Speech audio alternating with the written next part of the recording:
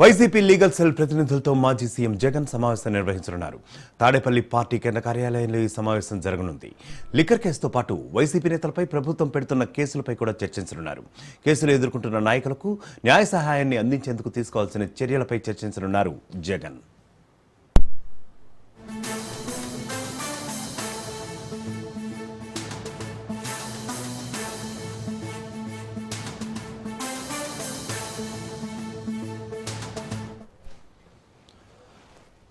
YCP legal cell ప్రతినిధులతో మాజీ CM Jagan సమావేశం నిర్వహించనున్నారు. తాడేపల్లి పార్టీ కేంద్ర కార్యాలయంలో ఈ సమావేశం జరగనుంది. లిక్కర్ కేసుతో పాటు వైసీపీ నేతలపై ప్రభుత్వం పెడుతున్న కేసులపై చర్చించబోతున్నట్లుగా తెలుస్తోంది. కేసులు ఎదుర్కొంటున్న నాయకులకు న్యాయ సహాయాన్ని అందించేందుకు తీసుకోవాల్సిన చర్యలపై చర్చించనున్నారు జగన్.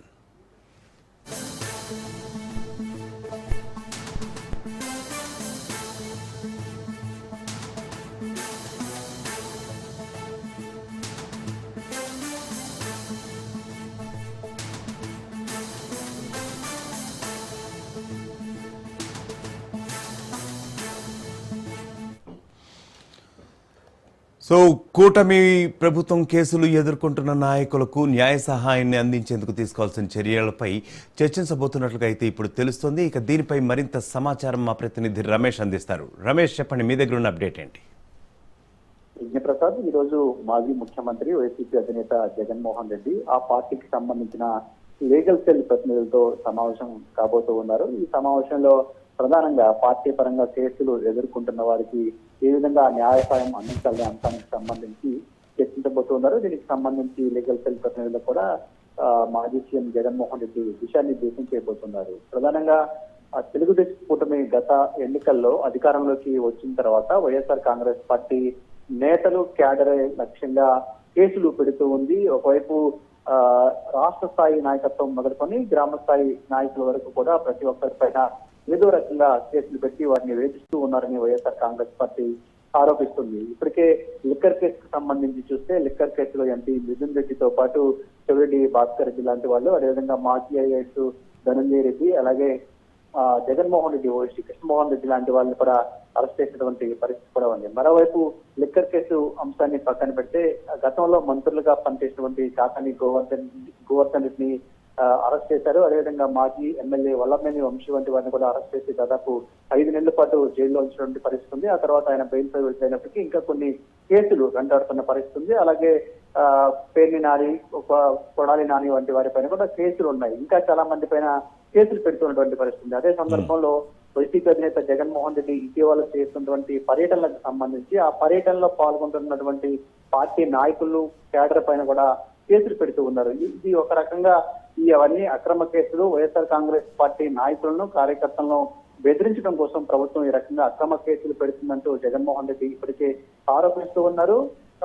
ఎవరైతే కేసుల వల్ల ఇబ్బంది పడుతూ ఉన్నారో వారికి న్యాయ సహాయాన్ని అందించే కార్యక్రమాన్ని కూడా కొనసాగిస్తూ ఉన్నారు. అయితే ఇంకా 4 ఏళ్ల పాటు విస్తృతంగా ప్రజా సమస్యల పైన వైఎస్ఆర్ కాంగ్రెస్ పార్టీ పోరాటం చేయాల్సినటువంటి పరిస్థితి ఉంది. ఈ నేపథ్యంలోనే జగన్మోహన్ రెడ్డి కూడా విస్తృతంగా ప్రజల్లోకి వెళ్లే అవకాశం కూడా కనిపిస్తుంది. ఇలాంటి సందర్భంలో రానున్నటువంటి రోజుల్లో కూటమి ప్రభుత్వం వైసీపీ నేతల పైన మరిన్ని ఎక్కువగా కేసులు పెట్టే అవకాశం ఉంది. కాబట్టి ఈ కేసులను సమర్థవంతంగా ఎదుర్కోవడానికి, అలా కేసుల వల్ల ఇబ్బంది పడుతున్న వారికి పార్టీ నుంచి మేము అండగా ఉంటాము, మేము న్యాయ సహాయం చేస్తామనే ఒక భరోసాను కల్పించే ఉద్దేశంలో కూడా జగన్మోహన్ రెడ్డి ఉన్నారు. అందులో భాగంగా ఏ విధంగా న్యాయ సహాయం చేయాలి, ఇబ్బందులు పడుతున్నటువంటి వారి సమస్యలను ఏ విధంగా గుర్తించాలి అనే అంశానికి సంబంధించి ఈ సమావేశంలో పార్టీ లీగల్ సెల్ ప్రతినిధులకు దిశానిర్దేశం చేయబోతున్నారు. మరో అంశానికి సంబంధించి చూస్తే ఇప్పటికే వైసీపీ అధినేత జగన్మోహన్ రెడ్డి ఒక యాప్ను రూపొందించినట్టు చెప్పారు. ఆ యాప్ లో ఎవరైతే పోలీసు అధికారులు కానీ అధికార పార్టీలో ఉన్నవారు పార్టీకి సంబంధించినటువంటి క్యాడర్ను, నేతలను ఇబ్బంది పెడితే ఆ అన్ని అంశాలను కూడా తమ దృష్టికి తీసుకురావాలి. వాటికి సంబంధించినటువంటి ఆధారాలు కూడా ఉంటే తమ దృష్టికి తీసుకొస్తే వారిపైన కూడా ఖచ్చితంగా న్యాయ పోరాటం ఉంటుంది. అధికారంలోకి వచ్చిన తర్వాత వారందరిపైన చర్యలు కూడా ఉంటాయి. కాబట్టి మీరు ఎవరు ఎక్కడ వెనకాడవద్దు, ప్రజా సమస్యల విషయంలో పోరాటం చేస్తున్నారని కూడా చెప్పుకున్నటువంటి నేపథ్యంలో ఆ యాప్ కి సంబంధించి ఏవైతే ఫిర్యాదులు వస్తాయో వాటిపైన కూడా న్యాయ సహాయం ఎలా అందించాలనే అంశానికి సంబంధించి కూడా జగన్మోహన్ రెడ్డి ఈ రోజు లీగల్ సెల్ ప్రతినిధులతో చర్చిస్తారు, వారికి దిశానిర్దేశం చేస్తారు. మొత్తంగా అయితే ఇటు లిక్కర్ కేసుతో పాటు మిగిలినటువంటి కేసులు ఏవైతే కూటమి ప్రభుత్వం పెడుతుందో వాటన్నిటిని సమర్థంగా ఎదుర్కోవటము, క్యాడర్ కి భరోసా అవడం ఉద్దేశంలో భాగంగానే ఈ సమావేశం అయితే జరగబోతుంది. Right, thank you Ramesh.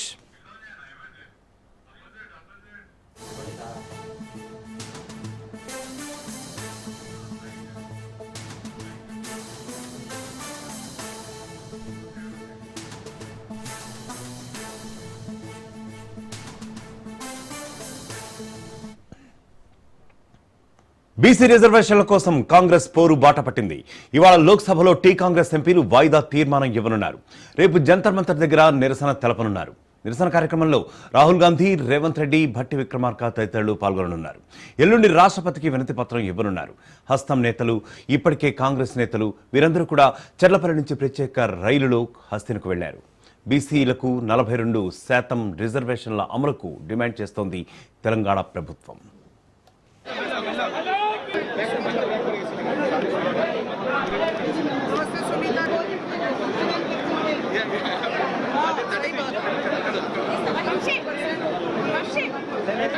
అందరు కొంచెం చెప్పండి అమ్మా ఓకే ప్లీజ్.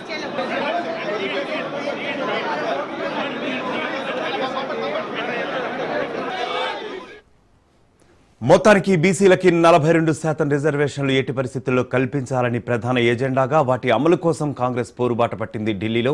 ఇవాళ లోక్సభలో టీ కాంగ్రెస్ ఎంపీలు వాయిదా తీర్మానం ఇవ్వనున్నారు. రేపు జంతర్ మంతర్ దగ్గర నిరసన కార్యక్రమం చేపట్టనున్నారు. నిరసన కార్యక్రమంలో రాహుల్ గాంధీ, రేవంత్ రెడ్డి, భట్టి విక్రమార్క పాల్గొననున్నారు. ఎల్లుండి రాష్ట్రపతికి వినతి పత్రం ఇవ్వనున్నారు. ఇప్పటికే కాంగ్రెస్ నేతలు చెర్లపల్లి నుంచి ప్రత్యేక రైలులో హస్తినకు వెళ్లడం జరిగింది. బీసీలకు 42% రిజర్వేషన్ల అమలుకు డిమాండ్ చేస్తోంది తెలంగాణ ప్రభుత్వం. ఇక ఇదే అంశంపై మా ప్రతినిధి రాజు మరింత సమాచారం అందిస్తారు. రాజు, ప్రధానంగా చెప్పండి, ఏ విధమైనటువంటి నిరసన కార్యక్రమం చేపట్టనున్నారు? దీనికి కేంద్రం ఏ విధంగా స్పందించబోతుంది? మీ దగ్గర ఉన్న అప్డేట్ ఏముంది? రైట్ ప్రసాద్, తెలంగాణలో స్థానిక సంస్థల ఎన్నికల్లో 42% రిజర్వేషన్ సాధించేందుకు కాంగ్రెస్ పార్టీ ఢిల్లీ పోరుబాట పట్టింది. అందులో భాగంగానే ఈ 3 రోజుల పాటు, ఈ నెల 5, 6, 7 తేదీల పాటు ఢిల్లీ వేదికగా నిరసన తెలపాలనేటువంటి కార్యాచరణ ప్రకటించింది. అందులో భాగంగానే ఇవాళ తెలంగాణకు సంబంధించినటువంటి కాంగ్రెస్ పార్టీ ఎంపీలు ఇప్పటికే ఉభయ సభలు, పార్లమెంట్ లోని ఉభయ సభల్లో వాయిదా తీర్మానాలు ఇచ్చారు. అత్యవసర చర్చ బీసీ రిజర్వేషన్ అంశం పైన పెట్టాలనేటటువంటి డిమాండ్ కూడా తీసుకొచ్చినటువంటి పరిస్థితి అయితే ఉంది. మరోవైపు ఇవాళ ఉభయ సభల్లో కూడా ఈ యొక్క వాయిదా తీర్మానాలు కొనసాగనున్నాయి. వాటిపైనే కూడా బీసీ రిజర్వేషన్ పైన చర్చ పెట్టాలనేటటువంటి అంశానికి సంబంధించి తెలంగాణకు సంబంధించినటువంటి ఎంపీలు పార్లమెంట్ లో పద్దుబాటు పోతా ఉన్నారు. మరోవైపు ఇవాళ సీఎం రేవంత్ రెడ్డితో పాటు డిప్యూటీ సీఎం భట్టి విక్రమార్క, మంత్రులు, వాటితో పాటుగానే పిసిసి మహేష్ కుమార్ గౌడ్, వివిధ జిల్లాలకు సంబంధించినటువంటి డీసీసీ అధ్యక్షులు, అదేవిధంగా ప్రభుత్వంలో ఉన్నటువంటి పలు కార్పొరేషన్ చైర్మన్లు కూడా ఇవాళ రాత్రి ఢిల్లీకి బయలుదేరి వచ్చారు. రేపు జంతర్ మంతర్ వద్ద జరిగేటటువంటి నిరసన దీక్షలో కూడా బీసీ రిజర్వేషన్ అంశానికి సంబంధించి ఉభయ సభల్లో ఈ యొక్క బిల్లుకు ఆమోదం తెలపాలి. అదేవిధంగా రాష్ట్రపతి కూడా దీనికి అంగీకరించాలనేటటువంటి కోణంలో కూడా నిరసన తెలుపుతూ దాదాపు ఇప్పటికే నిన్న చెర్లపల్లి రైల్వే స్టేషన్ నుంచి ఢిల్లీకి దాదాపు 1200 నుంచి 1400 మంది కాంగ్రెస్ పార్టీ వివిధ జిల్లాలకు సంబంధించినటువంటి ముఖ్య నేతలు ఢిల్లీ బయలుదేరి వెళ్లారు. ప్రత్యేక రైల్లో ఢిల్లీ బయలుదేరి వెళ్ళినటువంటి పరిస్థితి ఉంది. అయితే ఇవాళ రాత్రికి తెలంగాణ ప్రభుత్వంలోని కీలక మంత్రులు సీఎం రేవంత్ రెడ్డి, అదేవిధంగా కాంగ్రెస్ పార్టీ ముఖ్య నేతలు కూడా ఢిల్లీ వెళ్తారు. రేపు జరగబోయేటటువంటి జంతర్ మంతర్ లో జరగబోయేటటువంటి నిరసన ధర్నా కార్యక్రమంలో కూడా పార్టిసిపేట్ చేస్తారు. ఎల్లుండి రాష్ట్రపతి ద్రౌపది ముర్మును కలిసి ఈ యొక్క తెలంగాణలో సామాజిక, అదేవిధంగా రాజకీయంగా బీసీలు ఏ విధంగా వెనుకబడి ఉన్నారు, వారికి ఈ యొక్క 42% రిజర్వేషన్ స్థానిక సంస్థల్లో కల్పిస్తే కనుక ఏ విధమైనటువంటి మేలు జరుగుతుంది అనేటటువంటి అంశానికి సంబంధించి పూర్తి స్థాయిలో వినతి పత్రం అందజేసి వారిని కోరనున్నారు. ఈ యొక్క బిల్లుకు ఆమోదం కోరనున్నారు. ఇప్పటికే పార్లమెంటు ఉభయ సభల్లో ఈ యొక్క భువనగిరి ఎంపీ చామల కిరణ్ కుమార్ రెడ్డితో పాటు నాగర్ కర్నూలు ఎంపీగా ఉన్నటువంటి పలువురు ఎంపీలు సైతం ఈ యొక్క వాయిదా తీర్మానాలను ఇచ్చినట్టు తెలుస్తా ఉంది. పూర్తి స్థాయిలో కూడా ఈ 3 రోజుల పాటు పార్లమెంట్ లో బీసీ రిజర్వేషన్ అంశానికి సంబంధించి చర్చ పెట్టాలి అనేటటువంటి అంశానికి సంబంధించి స్పీకర్ కు, అటు చైర్మన్ కు ఇరువురికి కూడా వాయిదా తీర్మానాలు పరిస్థితి అయితే ముందు చెప్పిన Prasad. Right Raju, thank you.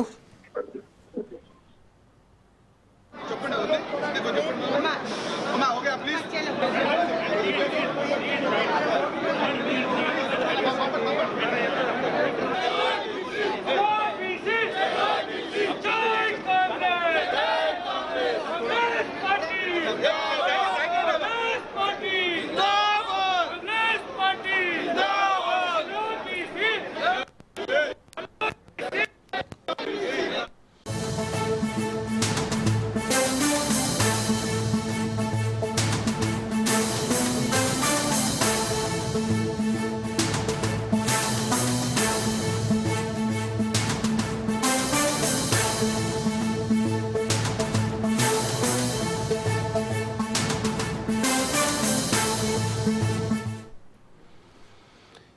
Breaking news చూస్తున్నాం. కాళేశ్వరం నివేదికపై బీఆర్ఎస్ ఆగ్రహం వ్యక్తం చేస్తోంది. ఘోష్ రిపోర్ట్ కాదు, కాంగ్రెస్ రిపోర్ట్ అని విమర్శిస్తోంది. కాళేశ్వరంపై తప్పుడు ప్రచారాన్ని తిప్పికొట్టాలని నిర్ణయించింది బీఆర్ఎస్. కాళేశ్వరం ప్రాజెక్టుపై ప్రజాక్షేత్రంలోకి వెళ్లాలని, ప్రాజెక్టు ప్రయోజనాలను ప్రజలకు వివరించాలని నిర్ణయించారు బీఆర్ఎస్ అధినేతలు. కాళేశ్వరం ప్రాజెక్టుపై ఇవాళ Harish Rao power point presentation ఇవ్వనున్నారు. పవర్ పాయింట్ ప్రెజెంటేషన్ కు బీఆర్ఎస్ నేతలు హాజరు కానున్నారు. తెలంగాణ భవన్లో మధ్యాహ్నం 12 గంటలకు Harish Rao power point presentation ఇవ్వనున్నారు.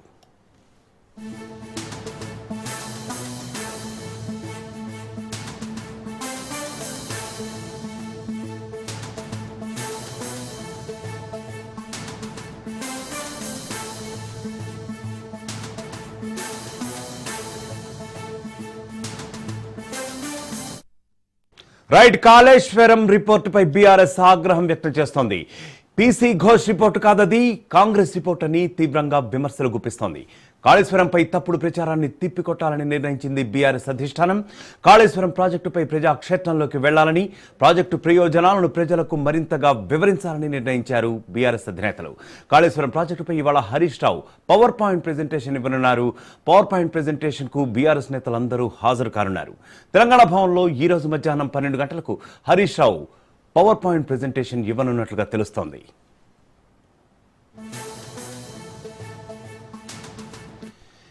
ఇక ఇదే అంశంపై మా ప్రతినిధి సైదులు మరింత సమాచారం అందిస్తారు. సైదులు, ముఖ్యంగా చెప్పండి, కాళేశ్వరం అంశం అయితే యాక్చువల్గా బీఆర్ఎస్ నేతల్ని చాలా డిసప్పాయింట్ చేసినట్టుగా కూడా ఉంది. అట్ ద సేమ్ టైం వాళ్ళు ఒక పవర్ పాయింట్ ప్రెజెంటేషన్ ఇవ్వనున్నట్లుగా కూడా తెలుస్తుంది. మీ దగ్గర ఉన్న అప్డేట్ ఏంటి?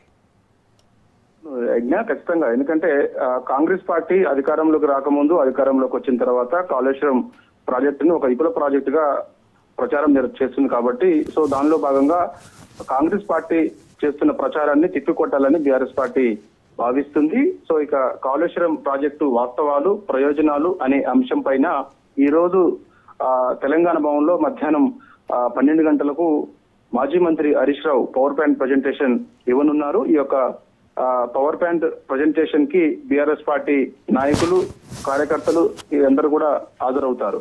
అయితే ఈ యొక్క power point presentation Kaleshwaram project వాస్తవాలు, ప్రయోజనాలు ఒక తెలంగాణ భవన్కే పరిమితం కాకుండా అన్ని జిల్లా కేంద్రాల్లో కూడా భారీ ఎల్ఈడి స్క్రీన్స్ ఏర్పాటు చేసి ప్రచారం చేయాలని బీఆర్ఎస్ పార్టీ ఒక నిర్ణయానికి వచ్చింది. దానిలో భాగంగా రాష్ట్ర వ్యాప్తంగా కూడా ఈ యొక్క కాళేశ్వరం ప్రాజెక్టు వాస్తవాలు, ప్రయోజనాలు ఏంటనేది కూడా రైతులందరికీ, ప్రజలందరికీ కూడా తెలియజేయాలని చెప్పేసి కూడా భావిస్తుంది. కాబట్టి సో ఖచ్చితంగా ఈ యొక్క కాంగ్రెస్ పార్టీ చేస్తున్న దుష్ప్రచారం ఏదైతే ఉందో దాన్ని తిప్పుకొట్టాలని చెప్పేసి కూడా ఒక నిర్ణయానికి బీఆర్ఎస్ పార్టీ వచ్చింది. ఎందుకంటే కాళేశ్వరం ప్రాజెక్టు మొత్తాన్ని కూడా, అంటే మేడిగడ్డలో కుంగినటువంటి 2 పిల్లర్ని కాళేశ్వరం ప్రాజెక్టు మొత్తాన్ని ఒక విఫల ప్రాజెక్టుగా కాంగ్రెస్ పార్టీ పదే పదే ప్రచారం చేస్తుంది.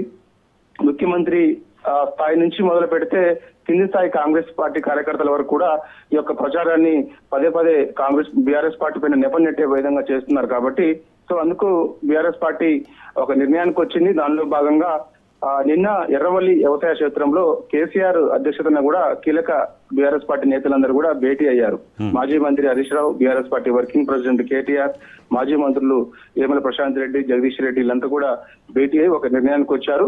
ఆ నిర్ణయం ఏంటంటే ఖచ్చితంగా కాళేశ్వరం ప్రాజెక్టు మనం, అంటే తెలంగాణ రాష్ట్రంలో బీఆర్ఎస్ పార్టీ 10 ఏళ్ల పాటు అధికారంలో ఉంది. ఆ సమయంలో ఎంతో ప్రతిష్టాత్మకంగా కాళేశ్వరం ప్రాజెక్టు నిర్మించింది. మహారాష్ట్ర అక్కడ ఉన్నటువంటి ప్రభుత్వాన్ని ఒప్పించి మరీ నిర్మించింది. కాబట్టి ఆ ప్రాజెక్టు నిర్మించిన తర్వాత, పూర్తయిన తర్వాత తెలంగాణ రాష్ట్రంలో వచ్చినటువంటి కొత్త ఆయకట్టు ఏంటి, ఎన్ని ఎకరాల వరకు సాగునీరు ఇచ్చాము, తాగునీరు ఇచ్చాము, దాని తర్వాత వరి ధాన్యం ఎంత ఉత్పత్తి అయింది, ఇప్పుడు ఎంత ఉత్పత్తి అవుతుంది ఏంటనేది కూడా అన్ని ఆధారాలతో సహా. కాళేశ్వరం ప్రాజెక్ట్ అంటే ఒక మేడిగడ్డ కాదు.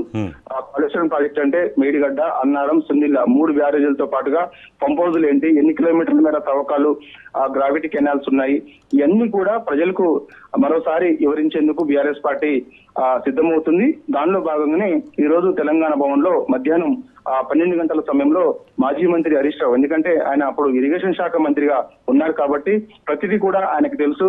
కాబట్టి అందుకే ఆయన ఆధ్వర్యంలోనే ఆయనే స్వయంగా power point presentation Kaleshwaram project ప్రయోజనాలు, వాస్తవాలు ఏంటి అనేది కూడా ఆయన పవర్ పాయింట్ ప్రజెంటేషన్ ఇస్తారు. ఆ పవర్ పాయింట్ ప్రజెంటేషన్ లో బీఆర్ఎస్ పార్టీ నాయకులందరూ కూడా పాల్గొంటారు.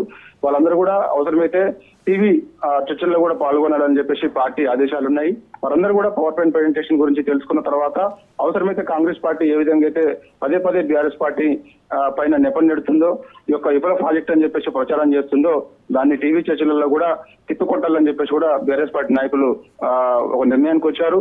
సో అందుకని ఖచ్చితంగా ఇప్పుడు ఈ యొక్క అన్ని జిల్లా కేంద్రాలలో ఈ యొక్క భారీ ఎలీట్ స్కీమ్స్ ఏర్పాటు చేస్తారు కాబట్టి సో రైతులందరూ కూడా ఈ యొక్క ప్రాజెక్టు ఆవశ్యకత ఏంటనేది కూడా చూస్తారు కాబట్టి అప్పుడు కాంగ్రెస్ పార్టీ ప్రచారం గ్రామ స్థాయిలో చేస్తుంది కాబట్టి ఈ యొక్క కాళేశ్వరం ప్రాజెక్టు విఫల ప్రాజెక్ట్ అని అప్పుడు స్వయంగా రైతులే దీన్ని తిప్పుకొట్టే ప్రయత్నం చేస్తారు. కాళేశ్వరం ప్రాజెక్టు లేకపోతే ఇవాళ మాకు నీళ్లు వచ్చాయి కావు, కాళేశ్వరం ప్రాజెక్టు లేకపోతే మాకు తాగునీరు వచ్చేది కాదు. ఎందుకంటే కాళేశ్వరం ప్రాజెక్టు వల్ల ఇవాళ దక్షిణ తెలంగాణలో కూడా అంటే ఉమ్మడి నల్గొండ జిల్లాలో కోదాడ నియోజకవర్గం కానీ అదేవిధంగా తుంగతుర్తి నియోజకవర్గం వరకు కూడా నీళ్లు వచ్చాయి, సాగునీళ్ళు వచ్చాయి. ఎందుకంటే ఒకప్పుడు తుంగతుర్తి నియోజకవర్గం మొత్తం ఎడారిగా ఉంది. ఎందుకంటే పక్కనే నాగార్జున సాగర్ ప్రాజెక్టు ఉన్నప్పటికీ పక్క నుంచి ఎడమకాల మనకి పోతున్నప్పటికీ కూడా కానీ దానివల్ల ఉపయోగం లేకుండా పోయింది. కానీ ఇవాళ కాళేశ్వరం ప్రాజెక్టు నిర్మించిన తర్వాత గోదావరి జిల్లాలో ఇవాళ దక్షిణ తెలంగాణలోని కోలాడ నియోజకవర్గం అదేవిధంగా తుంగతుర్తి నియోజకవర్గం వరకు కూడా వచ్చాయి. దానికి కారణం కేసీఆర్ మాత్రమే. కేసీఆర్ ఇంత పెద్ద ప్రాజెక్టు ఎంతో ఆయన కృషితోటి నిర్మించారు. కానీ వాళ్ళ మేడిగడ్డలో ఒక 2 పిల్లర్లు కుంగిపోతే దాన్ని మొత్తం ఒక కాళేశ్వరం ప్రాజెక్టును ఒక విఫల ప్రాజెక్టు గా పదే పదే కాంగ్రెస్ పార్టీ ప్రచారం చేస్తుందని చెప్పేసి కూడా బీఆర్ఎస్ పార్టీ నిర్ణయానికి వచ్చింది. దానిలో భాగంగా తిప్పికొట్టాలని చెప్పేసి కూడా భావిస్తున్నారు. ప్రజలకు అసలు వాస్తవాలు తెలియాలి. ఎందుకంటే కాళేశ్వరం ప్రాజెక్టు గురించి ఇవాళ మనం అది నిర్మించిన తర్వాత కొత్త ఆయకట్టుకు నీళ్లు ఇచ్చిన తర్వాత వరిధాన్యం ముఖ్యంగా అంటే మనకి మన దేశంలో అత్యధికంగా పంజాబ్ రాష్ట్రంలో వరి ఉత్పత్తి ఎక్కువగా అవుతుంది. కానీ ఇవాళ కాళేశ్వరం ప్రాజెక్టు నిర్మించిన తర్వాత ప్రత్యేక తెలంగాణ రాష్ట్రం ఏర్పడిన తర్వాత బీఆర్ఎస్ పార్టీ అధికారంలోకి వచ్చిన తర్వాత 2014 నుంచి 2023 వరకు కూడా బీఆర్ఎస్ పార్టీ తెలంగాణ రాష్ట్రంలో అధికారంలో ఉంది. 10 ఏళ్ల పాటు అధికారంలో ఉంది. సో అప్పుడు ఎంతో ప్రతిష్టాత్మకంగా తీసుకొని ఈ యొక్క ప్రాజెక్ట్ నిర్మించిన తర్వాత ఇవాళ దేశంలోనే పంజాబ్ ని తలదన్నే విధంగా అత్యధికంగా వరి ఉత్పత్తి తెలంగాణ రాష్ట్రంలో అయిందంటే దానికి కారణం కాళేశ్వరం ప్రాజెక్ట్ అని చెప్పేసి కూడా సో అది ఖచ్చితంగా ప్రజలకు తెలియాలి, రైతులకు తెలియాలి, అందరికీ తెలియాలని చెప్పేసి కూడా బీఆర్ఎస్ పార్టీ భావిస్తుంది. దానిలో భాగంగానే ఈ యొక్క పవర్ పాయింట్ ప్రజెంటేషన్ ద్వారా ప్రజలకు వాస్తవాలు తెలియజేయాలని చెప్పేసి కూడా అంటున్నారు. ఎందుకంటే గోదావరిలో ఇవాళ కొన్ని వేల క్యూసెక్కుల నీళ్లు సముద్రంలో కలుస్తున్నా కూడా కన్నెపల్లి పంప్ హౌస్ ద్వారా నీటిని వాడుకునే అవకాశం ఉన్నప్పుడు కూడా కావాలని కాంగ్రెస్ పార్టీ అధికారంలో ఉన్నది. సో కావాలని ఒక బీఆర్ఎస్ పార్టీ పైన ఒక దుష్ప్రచారం చేసేందుకు ఇవాళ ప్రాజెక్ట్ ను ఒక విఫల ప్రాజెక్ట్ గా చూపిస్తూ కనీసం కన్నెపల్లి పంప్ హౌస్ ద్వారా కూడా నీటిని ఎత్తిపోసేందుకు కూడా ముందుకు రావడం లేదు. సో ఈ విషయాన్ని కూడా ఖచ్చితంగా ప్రజలకు తెలియజేయాలని చెప్పేసి కూడా బీఆర్ఎస్ పార్టీ భావిస్తుంది. సో అందుకని మధ్యాహ్నం 12 గంటలకు తెలంగాణ భవన్లో మాజీ మంత్రి హరీష్ రావు ముఖ్యంగా ఎందుకంటే ఆయన ఇరిగేషన్ శాఖ మంత్రిగా ఉన్నారు కాబట్టి సో అందుకు ఆయన కాళేశ్వరం ప్రాజెక్టు వాస్తవాలు ప్రయోజనాలు అనే అంశం పైన పవర్ పాయింట్ ప్రెజెంటేషన్ ఇస్తారు. యజ్ఞ right Saidulu, thank you.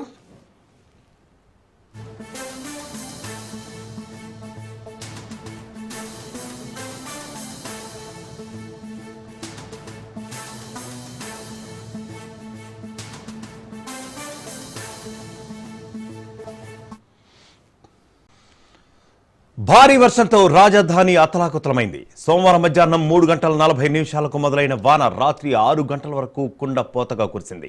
Quthbullapur ప్రాంతంలో అత్యధికంగా 15.15 సెంటీమీటర్ల వర్షపాతం నమోదైంది. వరుణుడి ధాటికి నాలాలు పొంగి పొర్లాయి. రోడ్లపై నడుములోతు నీరు పారింది. లెక్కలేనన్ని కార్లు, ద్విచక్ర వాహనాలు వరదలో చిక్కుకున్నాయి. కొన్ని పాడైపోగా మరికొన్ని కొట్టుకుపోయాయి కూడా. రాజ్భవన్ రోడ్, మైత్రివనం, ఖైరతాబాద్ ప్రాంతాల్లో కార్లు పడవల్లా తేలాయి.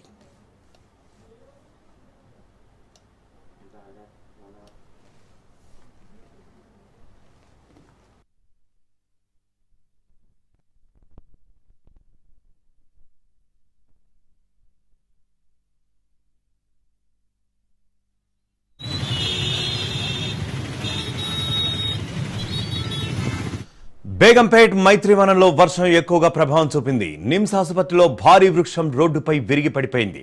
వరద నిలిచిన ప్రాంతాల్లో జీహెచ్ఎంసీ, హైడ్రా ఆధ్వర్యంలోని వర్షాకాల అత్యవసర బృందాలు, విపత్తు స్పందన బృందాలు చర్యలు చేపట్టాయి. హైడ్రా సిబ్బంది మోటార్లను ఏర్పాటు చేసి వరద నీటిని దారి మళ్లించే ప్రయత్నం చేశారు. భారీగా వర్షం కురిసిన నేపథ్యంలో బల్దియా కమిషనర్ ఆర్వి కర్ణన్ సహాయక చర్యలను కంట్రోల్ రూమ్ నుంచి పర్యవేక్షించారు. పౌరుల నుంచి వస్తున్న ఫిర్యాదులు, సిబ్బంది తక్షణ స్పందన, సహాయక చర్యల వివరాలను ఓఎస్డీ అనురాధను అడిగి తెలుసుకున్నారు.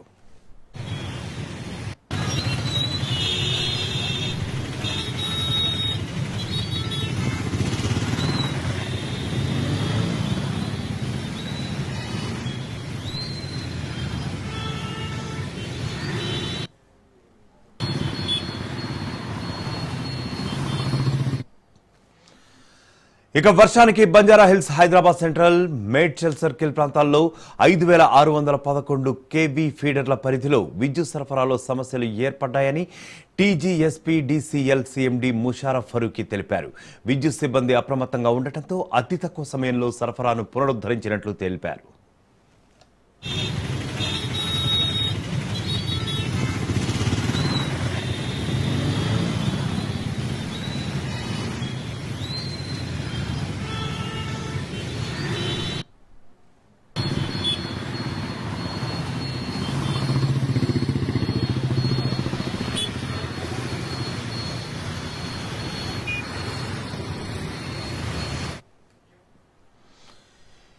నగరంలో కొన్ని గంటల్లోనే రికార్డు స్థాయి వర్షపాతం నమోదైంది. ఈ సీజన్లోనే అత్యధికంగా 151.5 మిల్లీమీటర్లు కురిసింది. కాగా 2000 సంవత్సరంలో ఆగస్టు 24న 241.5 మిల్లీమీటర్ల రికార్డు వర్షపాతం నమోదైందని, ఇప్పుడు కేవలం 2 నుంచి 3 గంటల్లోనే భారీగా వర్షపాతం నమోదైందని అధికారులు వెల్లడిస్తున్న పరిస్థితి అయితే ఉంది. ఇక దీనిపై మరింత సమాచారం మా ప్రతినిధి రాజు అందిస్తారు. రాజు, చెప్పండి, నిన్న భారీగా కురిసిన వర్షం గురించి, దానివల్ల జరిగిన పర్యవసానాల గురించి మీ దగ్గర సమాచారం ఏముంది? ప్రసాద్, నిన్న హైదరాబాద్ లో వర్ష బీభత్సం సృష్టించిందని మనం చెప్పవచ్చు. వర్షానికి నగరం అంతా అతలాకుతలమైంది. దాదాపు 2 గంటలు భారీ వర్షం కురవడంతో ఒక్కసారిగా కూడా హైదరాబాద్ లో రోడ్లన్నీ కూడా జలమయమైనటువంటి పరిస్థితి మనకు కనిపిస్తా ఉంది. అదేవిధంగా దీనికి తోడు ఎక్కడికక్కడ కూడా ట్రాఫిక్ జామ్లు ఏర్పడ్డాయి. మరొక వైపు లోతట్టు ప్రాంతాలన్నీ కూడా ఈ నీటితో ఎక్కడ చూసినా కూడా నీరే కనబడుతుంది. మరొక వైపు ఇవన్నీ కూడా వాటర్ స్టాగ్నేట్ కాకుండా ఇటు హైడ్రా అధికారులు, ఇటు జిహెచ్ఎంసీ సిబ్బంది ఎంత ప్రయత్నించినా కూడా ఇవన్నీ కూడా ఈ వర్షం కురుస్తున్నటువంటి ఈ నేపథ్యంలో ఎక్కడ చూసినా కూడా ఈ యొక్క కాలనీలన్నీ కూడా నీటితో నిండిపోయినటువంటి పరిస్థితి కనిపిస్తా ఉంది. మరొక వైపు రోడ్ల పైన భారీగా ట్రాఫిక్ జామ్ అయినటువంటి పరిస్థితి కనిపిస్తా ఉంది. లోతట్టు ప్రాంతాల్లో అయితే పరిస్థితి మరీ దారుణంగా ఉంది అని చెప్పి కూడా అక్కడ పరిస్థితి మనకు కనిపిస్తా ఉంది. మోకాల లోతు నీరు నిలిచిపోవడంతో నగరవాసులకు తీవ్ర ఇబ్బందులు ఎదుర్కొంటున్నటువంటి పరిస్థితి కనిపిస్తా ఉంది. అదేవిధంగా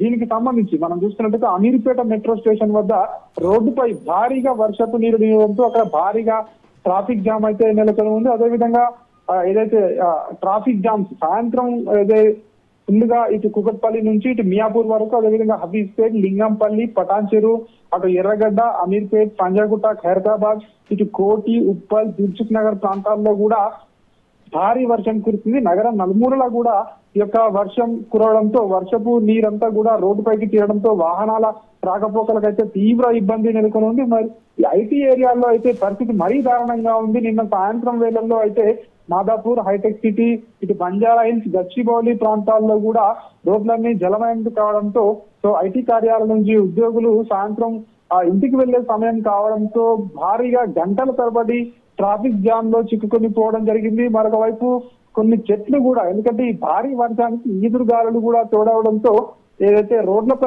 పక్కన ఉన్నటువంటి చెట్లు కూడా పడిపోయినటువంటి పరిస్థితి మనం చూసాము. నిమ్స్ హాస్పిటల్ దగ్గరలో ఉన్నటువంటి ఒక భారీ చెట్టు రోడ్డుపై కూడడంతో అక్కడ దాదాపు గంట పాటు కూడా ట్రాఫిక్ జామ్ లో చిక్కుకొని చాలా మంది కూడా ఇబ్బందులు పడేటువంటి పరిస్థితి కనిపిస్తా ఉంది. నిన్న కురిసినటువంటి వర్షం అత్యధికంగా 151 మిల్లీమీటర్ల వర్షం కురిసింది. బంజారా హిల్స్ లో 125 మిల్లీమీటర్ల వర్షం కురిసింది. జూబ్లీ హిల్స్ లో 74 మిల్లీమీటర్ల వర్షం కురిసింది. ఇట్లా భారీ వర్షం కురిసింది. అదేవిధంగా గచ్చిబౌలిలో ఒక పిడుగుపాటు కూడా సంభవించింది. ఈదురుగాలులతో పాటు చాలా వరకు కూడా విద్యుత్ అంతరాయం కూడా కలిగింది. ఎందుకంటే భారీ ఈ యొక్క వర్షానికి తోడు ఈదురుగాలులు తోడవడంతో చెట్లు కొమ్మలు కూడా కొన్ని విద్యుత్ తీగలపై పడడంతో విద్యుత్ కు అంతరాయం ఏర్పడింది. చాలా ఏరియాల్లో కూడా విద్యుత్ రాక ప్రజలు ఇబ్బందులు పడ్డారు. సాయంత్రం తర్వాత విద్యుత్ అధికారులు కొంత మేరకైతే విద్యుత్ ఏదైతే ఇబ్బందులను సరిచేయడం జరిగింది. మొత్తానికి ఇటు హైడ్రా అధికారులు, ఇటు జిహెచ్ఎంసీ సిబ్బంది, ఇటు ట్రాఫిక్ పోలీసులు కూడా రోడ్లపైకి వచ్చి రోడ్లపైన ఉన్నటువంటి ఈ యొక్క నీటిని తొలగించడం కావచ్చు, అదేవిధంగా మ్యాన్ హోల్ ఉన్నటువంటి ఏదైతే అక్కడ ఉందో అవన్నీ కూడా సరిచేసినప్పటికీ కూడా చాలా వరకు కూడా అక్కడ ఆ నీరుతో నిలిచిపోయినటువంటి పరిస్థితి మనం చూస్తా ఉన్నాం. ఇక్కడ సెక్రటేరియట్ దగ్గరలో ఉన్నటువంటి బస్ స్టాప్ లోకి పూర్తిగా నీరు వచ్చినటువంటి పరిస్థితి కనిపిస్తా ఉంది. అక్కడ రోడ్డు పైన కూడా నిలబడిన సిచ్యువేషన్ కూడా నిన్న సాయంత్రం ఉండింది. ఇక మనం చూసుకున్నట్టయితే తెలుగుతల్లి ఫ్లైఓవర్ కావచ్చు, అదేవిధంగా లకడీ కాపూల్ నుంచి ఇటు సెక్రటేరియట్ నుంచి సికింద్రాబాద్, ట్యాంక్ బండ్ కు వెళ్లే వైపు వాహనాలు దాదాపు 2 గంటల పైగా కూడా ఎక్కడికక్కడ నిలిచిపోయిన పరిస్థితి మనకు కనిపిస్తా ఉంది. ఇంటికి వెళ్లే సమయం కావడంతో సాయంత్రం ఈ యొక్క రోడ్లన్నీ కూడా ట్రాఫిక్ జామ్ తో నిండిపోయినటువంటి పరిస్థితి కనిపిస్తా ఉంది. మరొక 2 రోజుల పాటు అంటే ఈ రోజు రేపు కూడా వర్షాలు పడే అవకాశం ఉంది అని చెప్పి కూడా వాతావరణ శాఖ అధికారులు చెప్తా ఉన్నారు. అయితే ఈ రోజు మోస్తరు వర్షాలు కురిసే అవకాశం ఉండడంతో ప్రజలందరూ కూడా అప్రమత్తంగా ఉండాలని చెప్పేసి కూడా ఇక అధికారులు చెప్తా ఉన్నారు. ఈ రోజు హైదరాబాద్ కి తక్కువ వర్షపాతం ఉన్నప్పటికీ తెలంగాణ జిల్లాలో ఈ రోజు వర్షాలు పడే అవకాశం ఉంది అని చెప్పి వాతావరణ శాఖ అధికారులు అయితే చెప్తా ఉన్నారు. దీనికి సంబంధించి ప్రజలందరూ కూడా జాగ్రత్తగా ఉండాలని మరొక వైపు ముఖ్యమంత్రి రేవంత్ రెడ్డి కూడా నిన్న సచివాలయంలో ఉన్నతాధికారులకు ఆదేశాలు కూడా జారీ చేయడం జరిగింది. నిన్న కురిసినటువంటి ఈదురుగాలుల నేపథ్యంలో ప్రజలు ఇటు వాహనదారులు కూడా అప్రమత్తంగా ఉండాలని చెప్పి చెప్తా ఉన్నారు. ఈ రోజు కూడా 30 నుంచి 40 కిలోమీటర్ల వేగంతో ఈదురుగాలులు వీచే అవకాశం ఉంటుందని చెప్పి కూడా ఇటు అధికారులు అయితే చెప్తా ఉన్న పరిస్థితి కనిపిస్తా ఉంది. నిన్న ఈ యొక్క ఏదైతే ఎమర్జెన్సీ టీమ్స్ కూడా రంగంలోకి దిగి వర్షపు నీటిని నాలాల ద్వారా తొలగించే ప్రయత్నం కూడా చేయడం జరిగింది. అదేవిధంగా ఇటు భారీ వర్షంతో ఏదైతే నిన్న మధ్యాహ్నం కురిసినటువంటి ఈ వర్షం ద్వారా రోడ్లపైకి కొన్ని లోతట్టు ప్రాంతాల్లో అయితే నడుముల లోతు కూడా నీరు అయితే వచ్చినటువంటి పరిస్థితి కనిపిస్తా ఉంది. ఇక 2 వీలర్ల పరిస్థితి అయితే మరీ ఘోరం అని చెప్పవచ్చు. ఎందుకంటే చాలా వరకు ఏరియాలో ఇటు అమీర్పేట ఏరియాలో కావచ్చు, అదేవిధంగా కుకట్పల్లి ఏరియాలో కావచ్చు, కొన్ని లోతట్టు ప్రాంతాల్లో అయితే కొన్ని బైకులు అయితే మునిగిపోయినటువంటి పరిస్థితి కూడా మనకు కనిపిస్తా ఉంది. ఇక రాజ్భవన్ రోడ్డు చూసుకున్నట్టయితే రాజ్భవన్ రోడ్డుపై అక్కడ గవర్నర్ ఏదైతే రాజ్భవన్ రోడ్ వద్ద నడుముల్లోకి కూడా నీళ్ళు వచ్చినటువంటి పరిస్థితి మనం కనిపిస్తా ఉంది. మైత్రివాడం ఖైరతాబాద్ ప్రాంతాల్లో కార్లు అయితే మొత్తం నీటిలో తేలియాడినటువంటి పరిస్థితి మనకు కనిపిస్తా ఉంది. సో ఇవన్నీ కూడా నిన్న జరిగినటువంటి వర్షానికి భారీ వర్షం అంటే ఈ సంవత్సరంలో కురిసినటువంటి భారీ వర్షాల్లో ఇదే అత్యధిక భారీ వర్షం అని చెప్పి కూడా ఇటు వాతావరణ శాఖ అధికారులు అయితే చెప్తా ఉన్నారు. ఏది ఏమైనప్పటికీ నిన్న కురిసినటువంటి వర్షం వల్ల మళ్ళీ అట్లాంటి వర్షాలు వచ్చే అవకాశం ఉంది కాబట్టి ప్రజలందరూ కూడా అప్రమత్తంగా ఉండాలని చెప్పి కూడా అధికారులు అయితే చెప్తా ఉన్నారు. Right Raju, thank you.